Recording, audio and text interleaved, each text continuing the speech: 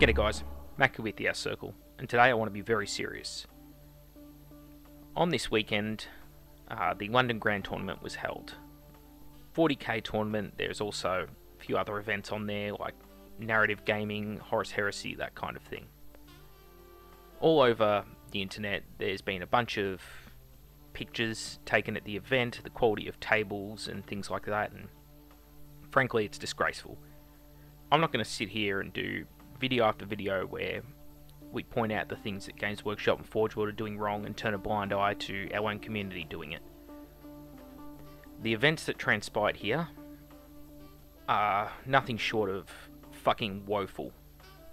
So let's go through, let's try and keep a calm head about it, and what I'm going to do is share the experiences of a few people, a few pictures of the event.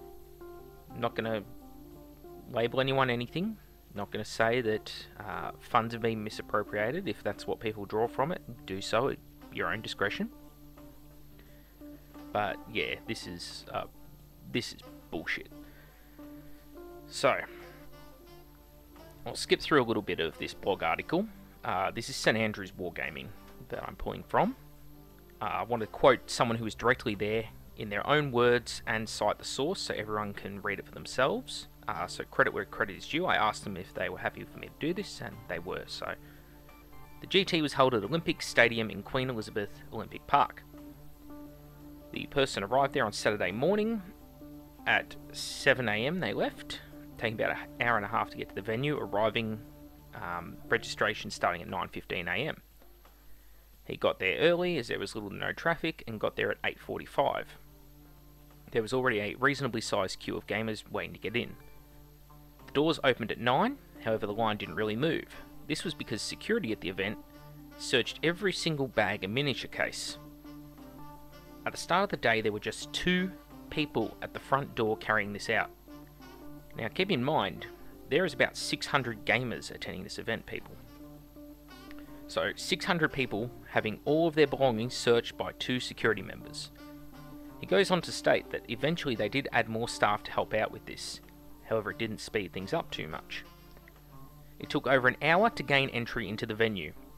This was problematic as the first games started at 10 AM. That was the time that he first got into the venue, and other attendees had to wait even longer to get in. During the whole time there was no communication from the organisers about what was going to happen, whether the first game was going to be delayed or cancelled. Once inside, he had to queue for his convention band. He hadn't bought one of these, having only purchased his tournament ticket. This he admits was his own fault, as it was clearly stated that you need to also purchase a convention band for £10 on top of the tournament ticket. £40 or £50, he doesn't recall exactly, which, for those who are wondering, is about 70 to 80 Australian dollars and around the 60 American dollar mark. For him, this was a complete waste of money. He had to wander around while waiting for all the other players to get in. There were a few stalls and demo games, but nothing that he saw justify paying the extra £10 for attending the event and not even playing. Once he had his convention badge, he again had to queue to register for Best Coast Pairings app for the tournament. More on this below. Again, there was little communication from the organisers about when they would eventually be starting and what would be happening. Everyone just sort of milled about.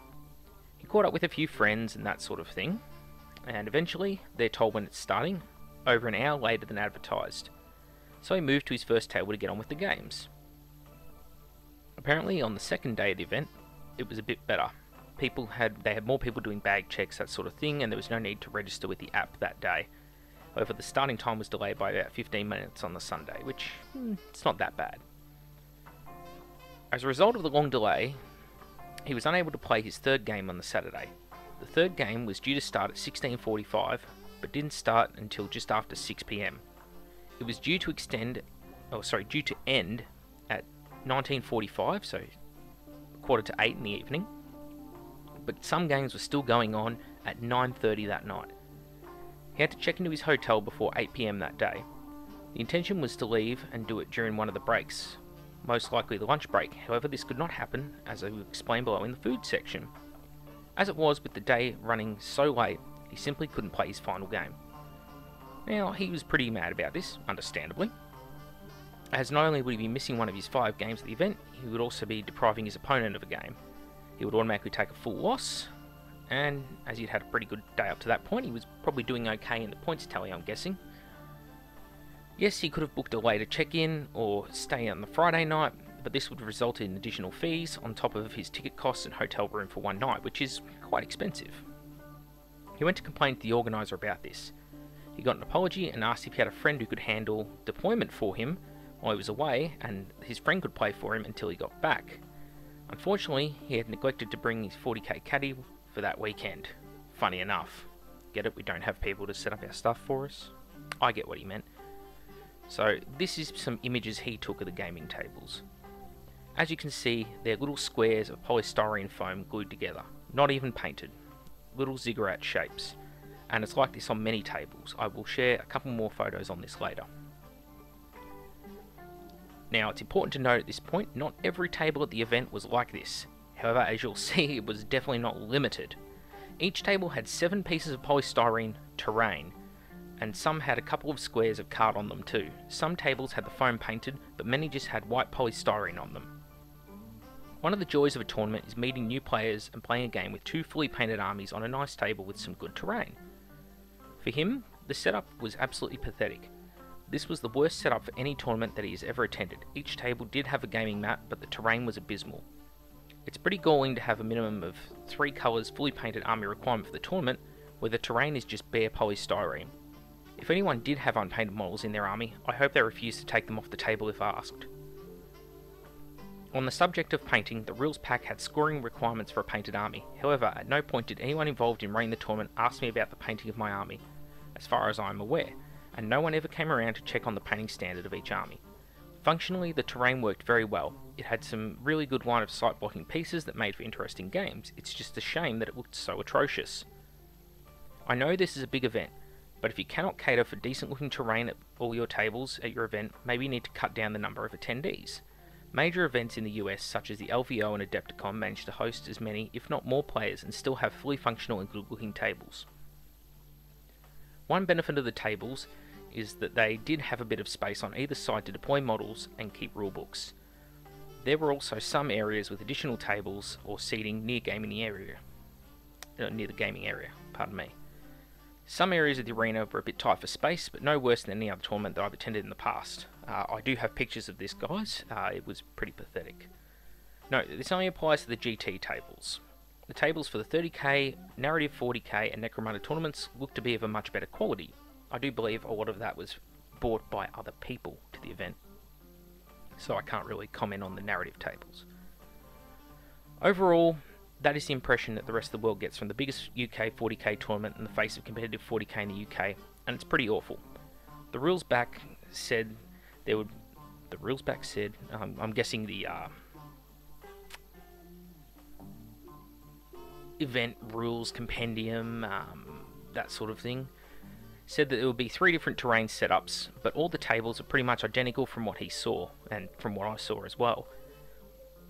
The Best Coast Pairings app. The event used the Best Coast Pairings app.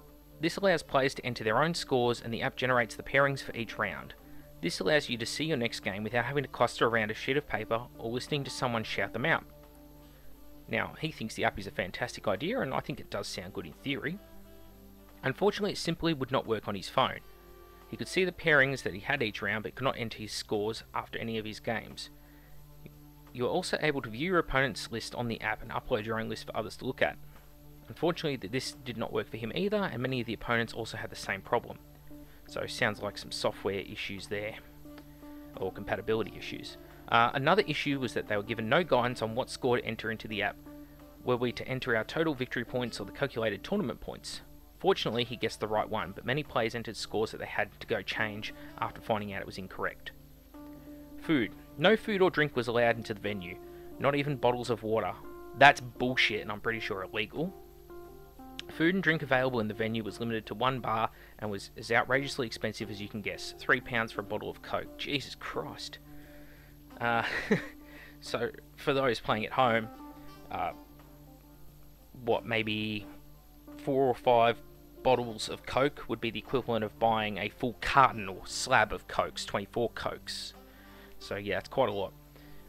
like a 5-6 times markup. The queue for the food and drinks was always mobbed during the breaks. One gamer even told me that they had stopped taking food orders during lunch as they had too many already.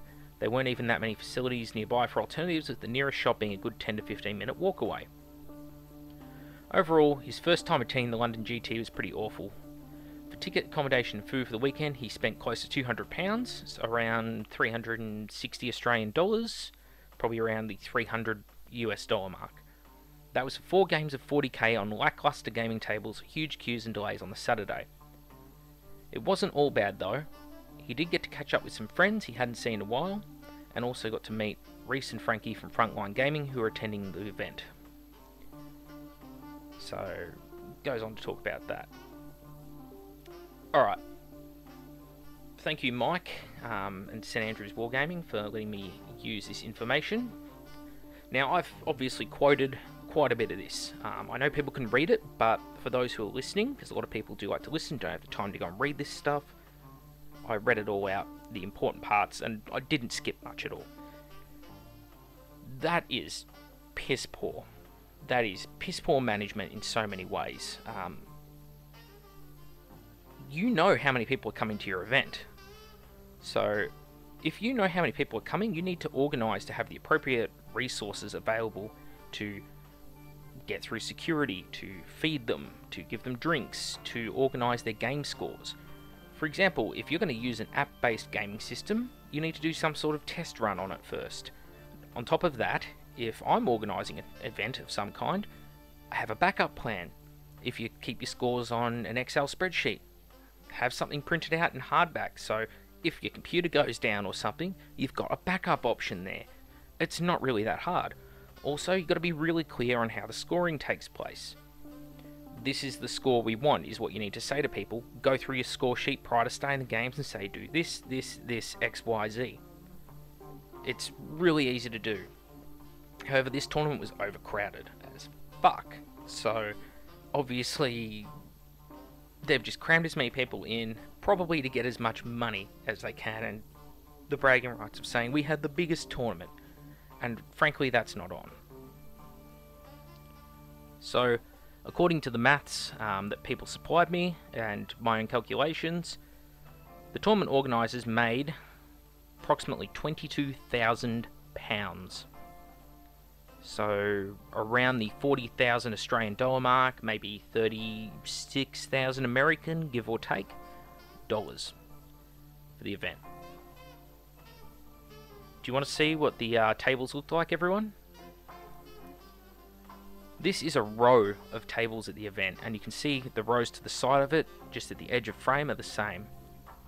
Pieces of polystyrene, some painted, if that, on battle mats. Just arcing all the way around the arena. This is the quality of the tables. Yeah, it's line of sight blocking terrain. This may as well be a novel off a shelf. Maybe a Horus Heresy novel on its side. Yeah, okay, it's line of sight blocking terrain, there's some area terrain there, but that is like the stuff that is shown in the back of rulebooks and codexes from the 90s as examples of how you can play your first games of Warhammer at home, and how it doesn't need anything great, you know. It's like the intro table, and yet this is an event that people paid £40 or more to get into. That people travelled from around the country to go to. Now, obviously in this image, space doesn't look too bad between the tables. What about this? Does this look right to you? Someone bends over one of their tables to measure something or get line of sight, they're going to bump the table behind them. This is terrible. The event organisers have crammed as many people as they could into this venue. This is irresponsible on so many levels. Even if you wanted to look at it from a health and safety standpoint, which, you know, I think is a little bit horseshit, health and safety can be taken overboard, but if there was a fire or an evacuation, how quickly do you think these people would be able to get out of this area? Surrounded by all this really flammable stuff. I mean, nerds aren't the fittest people at the best of times, are we? Come on. Again, as I said earlier, not all the tables were a terrible standard. As you can see, this table which appears to have 40k narrative, perhaps. Not entirely sure of it, but is one of the examples that was sent to me, so I thought, in all fairness, I have to show it to you, the audience. This table does have some actual buildings on it. Yeah, they're not done to a great standard, but they are there, and they are painted. So, that's something. Now, as I say, the event organisers knew how many people would come. Some people said, oh, they only expected 200. Here is what they had to say at the end of December. Over 600 tickets sold. Looks like 40k will sell out tomorrow, and most of the other events will follow too. Looking forward to the biggest and best LGT ever, London Grand Tournament. So they knew they had this many people coming. They've known about it for at least 5 months, and in 5 months the best they could do was gaming mats and some polystyrene corners. I want to know where the £22,000 went, and I'm not saying anything illegal has happened here. I just think a little transparency is required. Because if this was happening and I was attending this event, I'd be looking for blood. You don't have £22,000 worth of mats there. I mean, you may have if you bought every single mat for the event, but you clearly didn't do that. The venue would have cost a bit, and also the staff to work there. I'm sure the 2 people on the front gate cost quite a bit, but apparently all the people working inside helping out organise the games, what few there were, and apparently they were very lacking as well in numbers, nowhere near the amount required for an event with this many people, they were all volunteers. So, where has the money gone? What is being done with it? Why was this organised so poorly? What are the excuses? I want to know. And I'm putting this up on YouTube because this is the sort of shit we need to talk about. This sort of shady bullshit where people are being screwed out of money, essentially. That's what this is. Let's not sugarcoat it.